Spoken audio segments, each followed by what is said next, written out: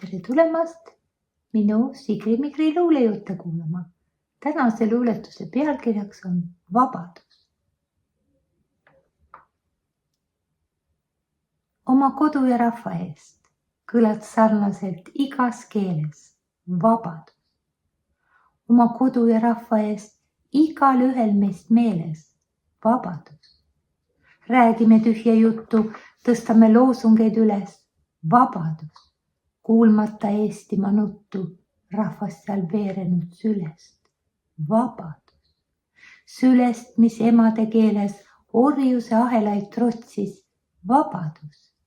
Tasu ja tõrviku valguses sajandeid pääsedet otsis vabadus. Metsad ja põllud väsisid, isandad läksid ja tulid vabadus. Tule ja mõõgaga räsisid kannupoisid ja sulid vabadus. Maarjamaa ilusad aasad kadumaks udude uttu vabadus. Noored neiud ja nende kaasad laulvad uue isanda juttu vabadus. Tänan kuulamast. Kohtumiseni.